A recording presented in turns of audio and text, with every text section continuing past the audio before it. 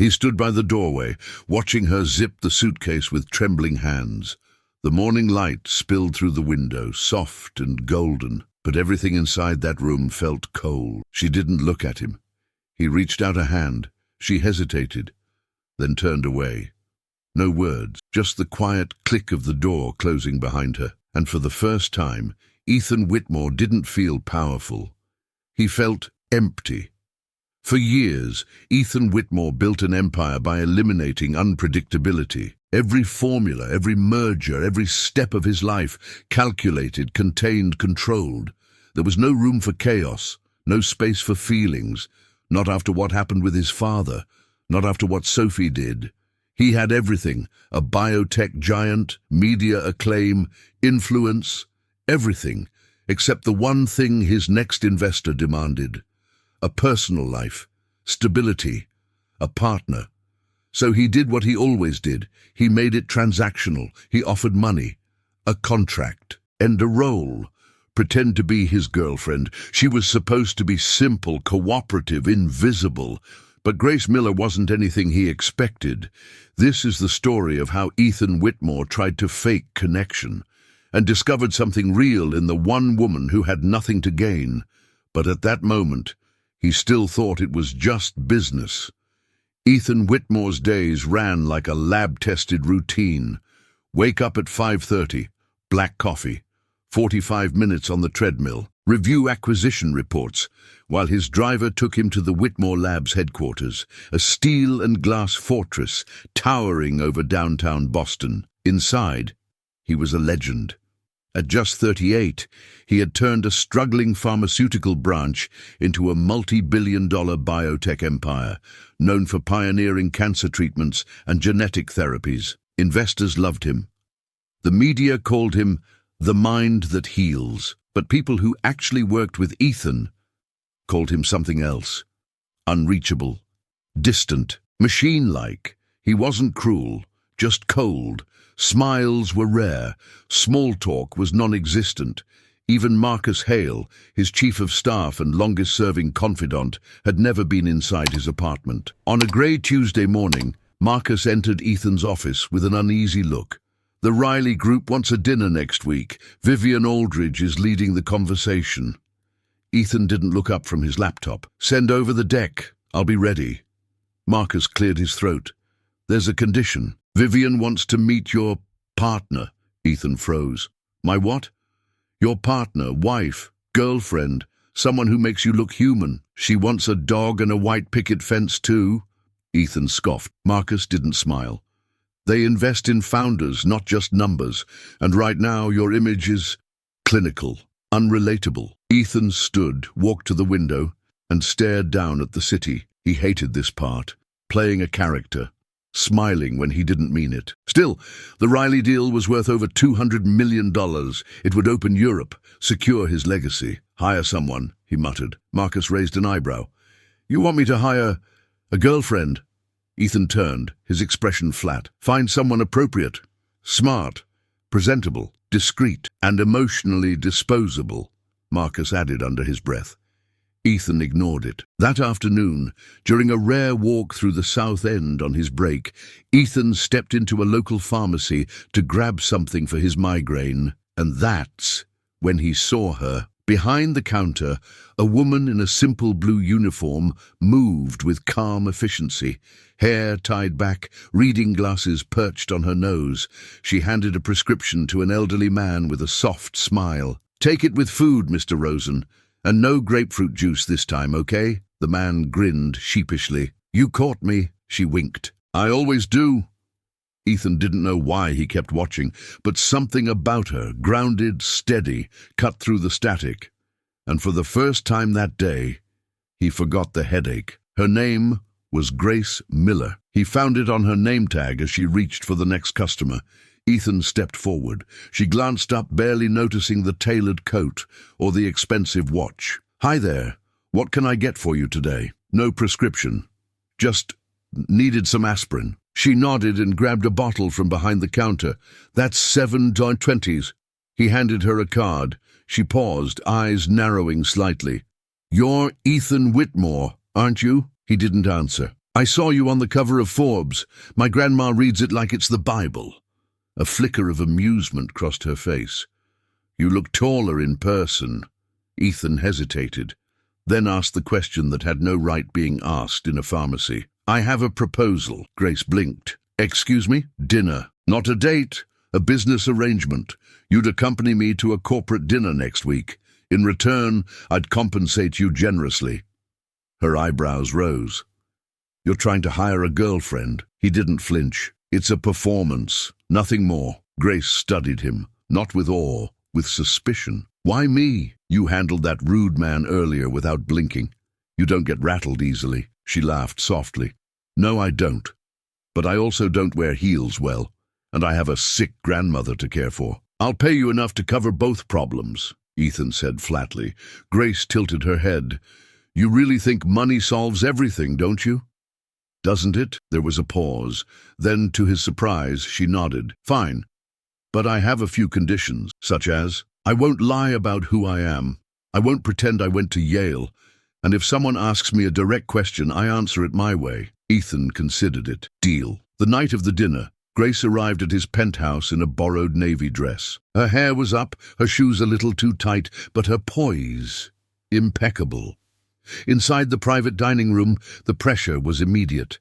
Vivian Aldridge, graceful in a blood-red suit, barely glanced at Grace before launching into questions. How did you two meet? Grace smiled. He tried to sell me aspirin. I sold him sarcasm. Vivian chuckled, a tight, dry sound. And what do you do, Grace? I work at a pharmacy in Southend. Vivian blinked. Oh, Ethan tensed. He had given Grace a script. She'd ignored it. The dinner dragged on. Vivian kept circling, subtly undermining, and Grace, calm, composed, kept answering with honesty, humor, humanity. Ethan felt the narrative slipping from his grip. In the car afterward, silence hung between them. You were supposed to follow the plan, he said. Grace looked out the window. Maybe the plan needed a little truth. Ethan didn't respond. But for the first time in years, he wasn't sure who had the upper hand. And he still believed he could fix it, before it all unraveled. They didn't speak for 3 days. Ethan buried himself in meetings, research updates, and board prep. He convinced himself it didn't matter. She was just a temporary asset, a function. But when Marcus handed him the guest list for the next investor dinner, Ethan froze. Vivian would be there. So would the entire board of the Riley Group, and they had specifically asked to see Grace again.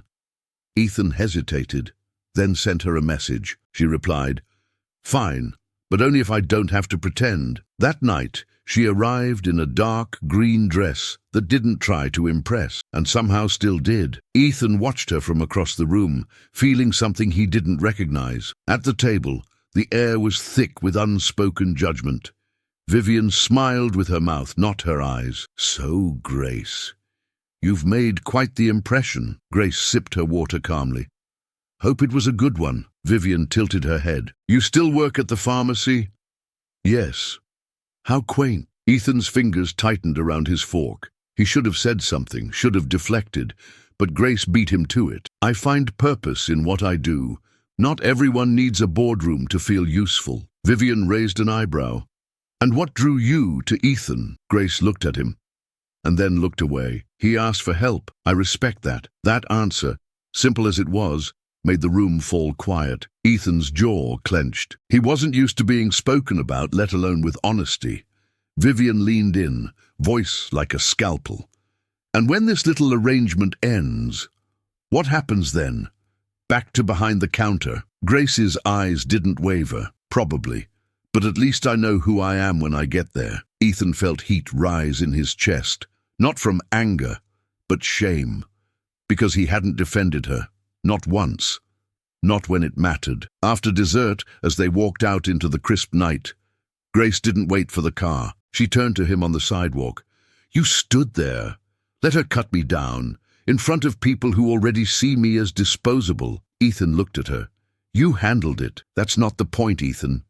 I'm used to fighting alone, but you brought me into your world and then left me standing there like I didn't matter. He wanted to explain that he didn't mean it, that he'd been caught off guard, but nothing he said would make a difference now. She stepped back. This may have started as a deal, but I'm not for sale. Then quieter. I thought you saw me. I guess I was wrong. She walked away, her heels clicking down the pavement, each step echoing louder in his head than the last. That night, Ethan sat in the dark, in his sterile penthouse full of curated art and perfect silence. He poured a drink and stared out at the city. He had the deal. The investors were impressed, but the space beside him was empty. And for once, it wasn't just physical. It was him. He'd built an empire to keep the world out, and now the one person who got in had left, because he let her. Have you ever stood in a room full of people and felt completely alone? Or watched someone walk away, knowing deep down it was your silence that pushed them? Tell me in the comments. Your story might help someone realize they're not alone either. The next morning, Ethan opened the drawer where he kept everything unnecessary. Personal gifts, press clippings, old birthday cards he never read. Tucked inside was a folded piece of paper. It hadn't been there before. He opened it. It was in Grace's handwriting, short, honest. Thanks for letting me pretend, even if it was just for you. Next time, don't stand still when someone's on fire. No anger, no bitterness, just truth. Ethan stared at the words, then leaned back in his chair, hands on his face. He couldn't remember the last time someone had spoken to him like that, without fear, without needing anything in return. Later that day, he showed up, unannounced, at the pharmacy. Margaret, Grace's grandmother, was at the front, folding prescription bags with steady hands. She didn't flinch when she saw him. "She's not here." "I know," Ethan said quietly. "I didn't come for her." Margaret nodded like she'd been expecting him. "She told me you were different, that maybe you were pretending too." Ethan looked down. "She's been through more than you think," Margaret continued. "And every time someone walks away or stays quiet, it costs her more than you know." Silent. Then Margaret sighed, but she still believes people can surprise her. Ethan stood there for a long time, not sure what to say. Not sure he deserved to say anything. When he got back to his office, he cancelled 2 meetings and sat alone, staring at the skyline. Then slowly, he opened a blank document and started writing a letter. Not to Grace, not to the board, to himself. He wrote down everything he had never said about his father's silence, his mother's absence, the walls he built so no one could leave him first. When he finished, the page was messy, disorganized, raw. But for the first time in his life, Ethan Whitmore didn't feel in control. He felt honest. He didn't know if it would change anything, but for the first time, he wanted to try. 2 days later, Ethan stood outside the pharmacy again. This time, he waited. Grace arrived at sunset, shoulders tense, keys in hand. When she saw him, her expression didn't change. "I'm not interested in another offer," she said. "I'm not here to offer anything." She crossed her arms. "Then what?" "I just wanted to say, I'm sorry. Not for what happened at the dinner. For not seeing you sooner. For treating you like a solution instead of a person." Grace looked at him, skeptical. "I read your note," Ethan added. She sighed. "Wasn't meant for you to find. I left it there because I guess I hoped you would." He nodded slowly. "You were right. About all of it." They stood in silence. Then she said, "So now what? You apologize and I magically forget the look on your face when I said I worked retail." Ethan swallowed hard. "No, you don't forget. I'd like to start over, not as anything, just 2 people. Coffee?" Grace studied him. "Coffee isn't a contract." "I know," finally she nodded. "1 coffee, and you're paying rich guy tax." He smiled, the first real smile in years. They met at a small cafe the next morning. No driver, no suit, no script. He asked about her grandmother. She asked why he hadn't spoken to his own parents in over a decade. They didn't solve anything, but it felt possible. That night, Ethan sat alone in his penthouse, the city glittering beneath him, and all he could think was, what if I break this? He didn't know how to be present, how to feel things without calculating their weight. He'd spent his whole life proving his value through numbers, patents, results. And now, one woman with no wealth, no strategy, no filter, had shaken his foundation. He wanted to call her, to say something smart, or kind, or simple. But all he had was silence. The next day, Marcus entered his office with a raised brow. "Riley Group is ready to finalize. You'll need to speak at the summit." Ethan nodded. "And Grace?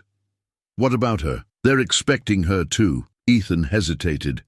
"She hasn't agreed to come." Marcus smirked. "Let me guess. You're waiting for a sign." Ethan looked away. Marcus softened. "You know, you could just ask her." But Ethan wasn't ready. What if she didn't show up? Worse, what if she did and he failed again? That night, as he sat staring at his untouched dinner, his phone buzzed. Bunchen new message. "Grace. So, I hear there's a biotech summit with awful hors d'oeuvres. Want a +1? Ethan stared at the screen, and for the first time in weeks, he exhaled. The conference hall shimmered with polished glass, designer suits, and artificial smiles.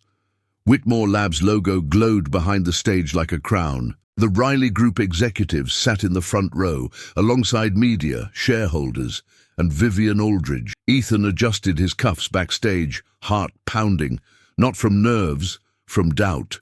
Grace hadn't arrived yet. He told himself it was fine. He could do this alone. He always had.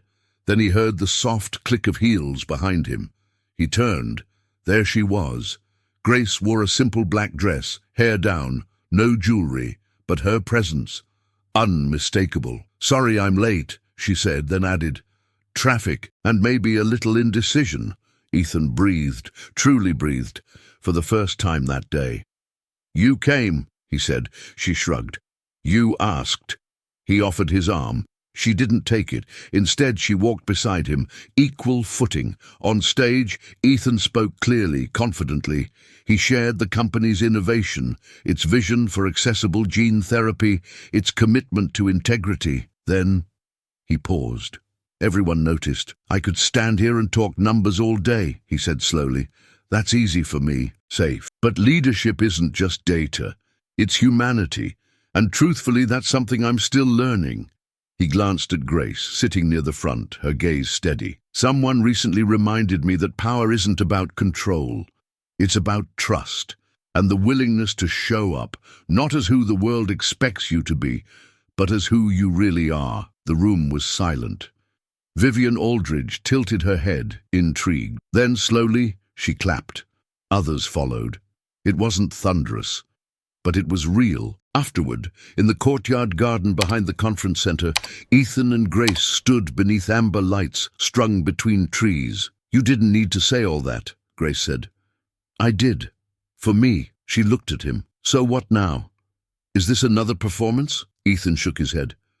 "I don't know how to do this right. I'll probably mess up again.